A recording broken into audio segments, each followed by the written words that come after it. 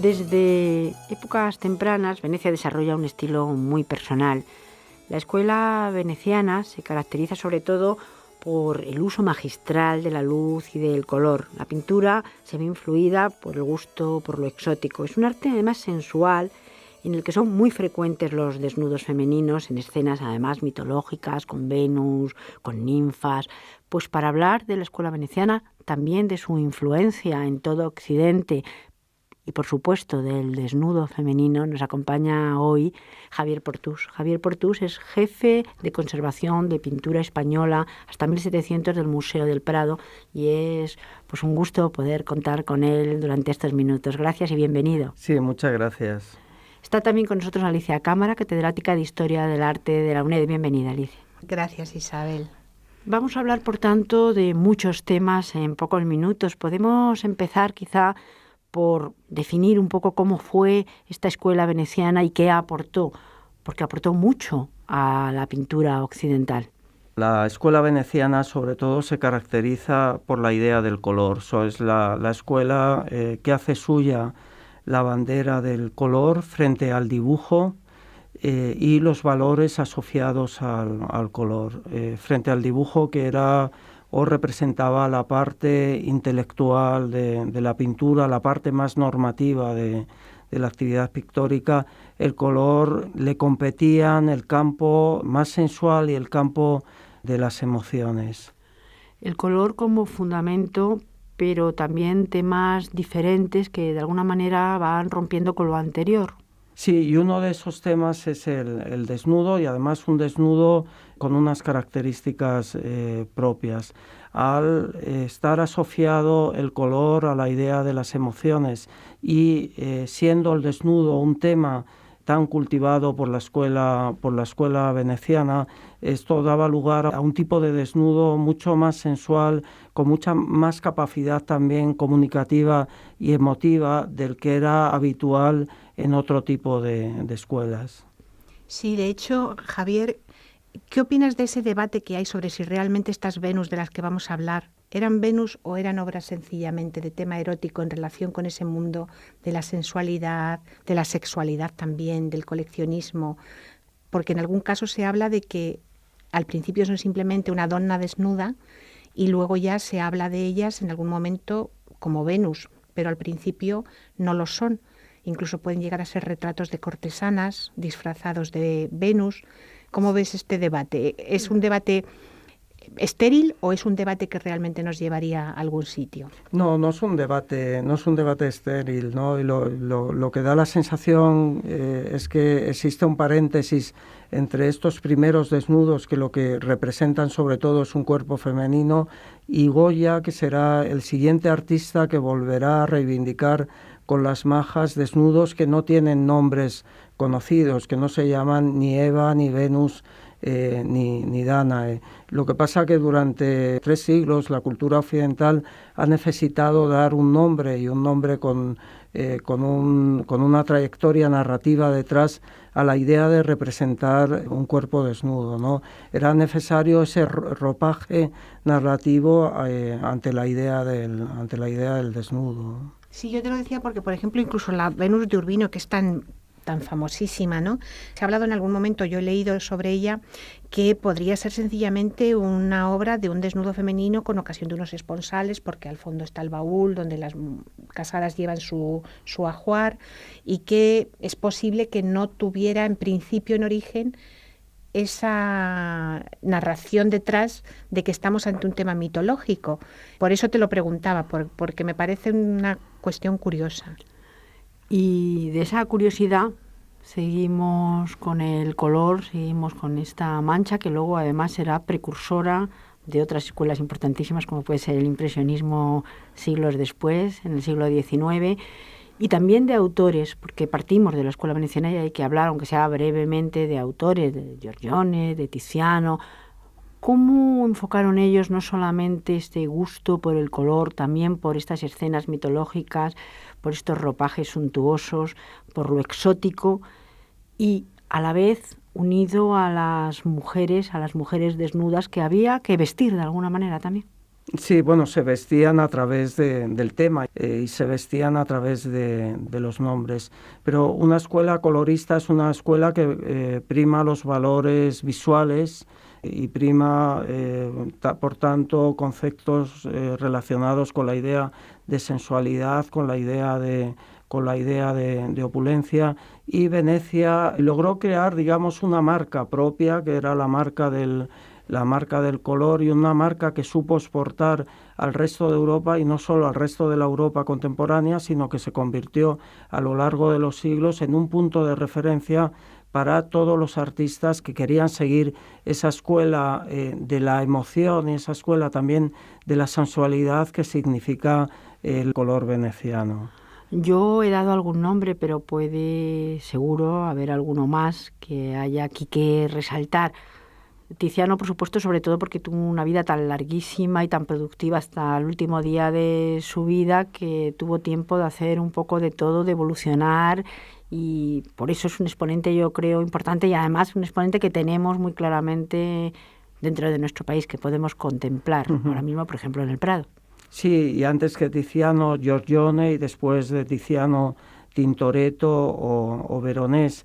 Y con estos artistas y con Venecia también ocurre una cosa importante, y es que ellos trabajan a base de talleres. Tienen un sistema casi industrializado de producción de cuadros mediante talleres muy bien organizados, y constituyen una industria que exporta sus obras no solo al resto de Italia, sino también al resto de Europa. Eso hace que su presencia en todo el continente haya sido muy importante a través de cuadros y a través también de estampas, porque existe una industria editorial y una capacidad de generar estampas y difundir los modelos pictóricos a través de las estampas muy importante en la ciudad. Vemos cómo llega a otros pintores de otros lugares diferentes, como puede ser Rubens o como puede ser Velázquez, ahora nos lo contará, pero me parece también curioso esa manera de exportar, teniendo en cuenta que el desnudo en algunos lugares no era muy exportable. ¿Cómo se hace y de qué manera? Sí, yo en ese sentido, y abundando en lo que pregunta Isabel, centraría incluso la pregunta en lo que es la monarquía hispánica. Es decir, cómo hay Venus que, bueno, pueden llegar a lo mejor pues al cardenal Granvela y luego acaban llegando aquí, pero ese gusto de Felipe II y ese gusto luego de Felipe IV por estas Venus, y cuáles son sus lugares y qué posición ocupa el espectador hacia esas Venus cuando están de espaldas o de frente. Bueno, la relación de la monarquía hispánica con Venecia ha sido intensa y muy duradera desde las décadas centrales del siglo XVI hasta por lo menos finales del siglo XVII. El mayor coleccionista de obras de Tiziano que ha existido nunca fue Felipe IV, que reunió más de medio centenar de obras de este pintor, en parte heredadas sobre todo de su abuelo Felipe II y de Carlos V, dos artistas contemporáneos a Tiziano que lo protegieron, que le encargaron obras. Sobre todo al principio se le encargaron retratos, que es el caso de Carlos V, pero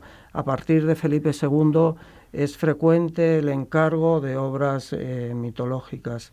De hecho, probablemente la serie de pinturas mitológicas con más prestigio en Europa durante los siglos XVI y XVII son las llamadas poesías que fue enviando Tiziano a Felipe II desde 1554.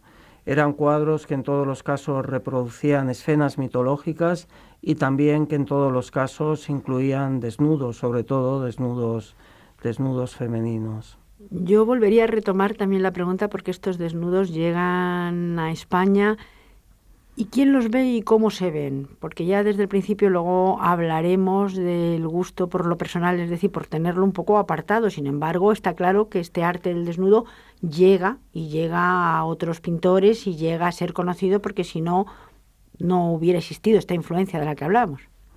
Sí, son obras mitológicas, son desnudos, y son en muchos casos antes desnudos que obras mitológicas, porque incluso en la correspondencia que existe entre Tiziano y Felipe II se subrayan los aspectos formales de estas obras. Se dice que así como En el caso de Venus y Adonis, el cuerpo de Venus se ve de espaldas. En el caso de Danae, el cuerpo de Danae se ve frontalmente, ¿no? Con lo que hay un primer interés puramente formal, ¿no? Mandar un desnudo de espaldas y un desnudo frontal. No se conoce bien la ubicación de estos cuadros en la época de Felipe II y por lo tanto tampoco se conoce exactamente su difusión. Sí se sabe de la existencia de alguna copia en colecciones de la época que nos hablan de una difusión no completamente restringida. Se conoce mucho mejor la fortuna de estos cuadros a partir del reinado de Felipe III. De Felipe III se sabe que debido al carácter sensual de estas obras las mandó retirar, las apartó de la vista. Su hijo Felipe IV, en cambio, las apreció. Una de las primeras cosas que hace nada más suceder a su padre es rescatar estas obras y darles un uso, si no público, al menos, por lo menos un uso privado. Ya no son obras completamente escondidas. Felipe IV, a principios de su reinado, modifica una zona del Alcázar, el llamado cuarto bajo de verano, que son habitaciones privadas, y las decora con retratos sobre todo familiares, pero también con estas poesías de Tiziano y algún cuadro más de desnudo. Está claro que a los monarcas españoles les gusta la pintura, les gusta el desnudo, les gusta Tiziano sobre todo, pero también está claro que por ser una monarquía católica y muy conservadora, estos desnudos no se veían de manera libre ni las podía ver el público en general. Era bastante restringidos, quizá unos más que otros, como nos está diciendo, pero en cualquier caso restringidos. De hecho, cuando Carlos IV deposita, digamos, en la Real Academia de San Fernando, pues 37 obras, creo que son, las deposita allí de alguna manera para que no se vean, y durante muchos años no se ven. Sí, bueno, en España ocurría una situación un poco paradójica. A los pintores les estaba prohibido pintar desnudos, estaba también prohibido difundir las imágenes de desnudos, y al mismo tiempo las colecciones reales y las colecciones aristocráticas españolas eran las más abundantes en toda Europa en cuadros de este tipo, ¿no? Existe un escrito bastante interesante de la década de 1630 en el que se pide la opinión de distintos teólogos, de distintos eclesiásticos acerca de la conveniencia o no de exhibir pinturas de desnudo, ¿no? Y la opinión al final generalizada es que no se pueden pintar desnudos, no se pueden difundir o tener públicamente desnudos, pero sí se pueden coleccionar desnudos, porque era una manera de salvar una realidad, y la realidad es que las personas más poderosas del país eran extraordinariamente aficionadas a la pintura en general y a la pintura de desnudo en particular. El público, por tanto, que veía estas obras en general era público masculino y, por supuesto, gente con poder. Sí, por supuesto. Es que yo no hablaría de público en esta época. Hay unos determinados receptores, pero tal como lo entendemos hoy, nunca hubiera estado una Venus expuesta a la vista en un museo o a la vista de... Era siempre restringido. Sí, que se creó lo que ya desde entonces se llamaron salas reservadas, que eran lugares destinados a exponer desnudos, lugares que en muchos casos pertenecían a las partes más privadas de los palacios, y lugares que tenían un régimen de acceso extraordinariamente restringido, limitado prácticamente al dueño del palacio y a un círculo muy cerrado, ¿no? Y, señor Portus, precisamente me llama la atención cómo dejábamos un poco esos cuadros que Carlos IV deja en la Real Academia de San Fernando, lo dejamos pues casi 30 años prácticamente sin que nadie los vea, hasta que en el año 1827 creo que se reclaman por el Museo del Prado, pero también van a estas salas reservadas, que eran como una especie de pasadizos donde se encuentran y donde se dejan y se depositan estos cuadros junto a otros, pero que también, volvemos a lo mismo, no es para que los vea todo el mundo en general, sino muy poca gente, aunque están dentro del Museo del Prado. Sí, en el Museo del Prado estaban en las salas que actualmente están ocupadas por las pinturas negras y por los cuadros de la guerra de Goya. Era un lugar no tan restringido como se supone que lo eran las salas reservadas de los palacios reales, pero para el que era necesario obtener una autorización expresa, y era un lugar, por lo poco que se sabe de él, generalmente restringido al público varón. Eso es algo que ha sido habitual. Por ejemplo, las primeras salas más o menos reservadas que se conocen, llamado cuarto bajo de verano, a principios del reinado de Felipe IV, se sabe que eran habitaciones en las que cuando accedía la reina y sus damas, las pinturas de desnudos se cubrían con cortinas, ¿no? Algo parecido ocurría en la sala reservada del Museo del Prado. Y cuando en el año 1838 José de Madrazo, que era el director en ese momento, decide que estas pinturas ya no estén en salas reservadas, ¿se abren entonces sí al público en general? Sí, lo que pasa que en ese momento, como al igual que ahora, las colecciones del museo estaban divididas por escuelas nacionales, y los cuadros de la sala reservada pertenecían a maestros de muy distintas escuelas, y estos cuadros se fueron integrando en los salones, en las salas destinadas a las escuelas específicas.